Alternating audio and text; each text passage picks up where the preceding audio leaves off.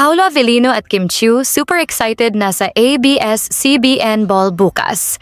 Nagkaroon nga ng fitting at pictorial si Kim Chiu ngayong araw para sa gaganapin na event bukas. Kumpirmadong magkasama sila ni Paolo Avellino sa red carpet, kaya naman excited na ang mga fans sa kanilang appearance. Busy na busy nga si Kimi para sa pictorial at dress rehearsal niya. Samantala, ready na rin si Paolo Avellino sa kanyang suit na susuotin bukas. Tanong tuloy ng marami, ano kaya ang color ng gown at suit ni Kimi at Paolo? Alam naman nating pasabog talaga every year ang gown ng Chinita Princess na siya namang laging trending sa social media. Ganon din naman ang kay Paolo Avellino na lumalabas ang angking kagwapuhan sa suot na suit. Samantala, bilang bahagi ng kanyang paghahanda, binibigyang pansin ni Kim Chiu ang kanyang kalusugan at pangangatawan. Noong 2024, itinampok siya sa Metro Body, kung saan ibinahagi niya ang kanyang pananaw sa pagpapanatili ng magandang pangangatawan.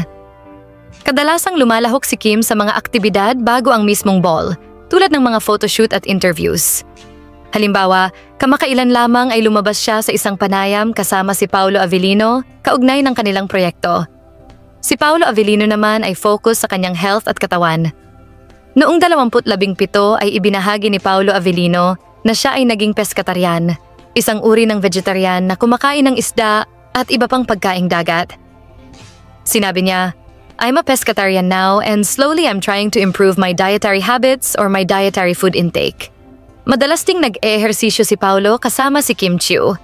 Palagi silang nagbabahagi ng kanilang 5 AM jogging sessions na nagbigay inspirasyon sa kanilang mga tagahanga na magkaroon ng mas malusog na pamumuhay.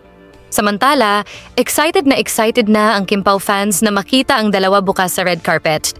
Anong masasabi ninyo sa balitang ito? Magkomento sa ibaba at huwag kalimutang mag-subscribe for more videos. Maraming salamat sa panonood!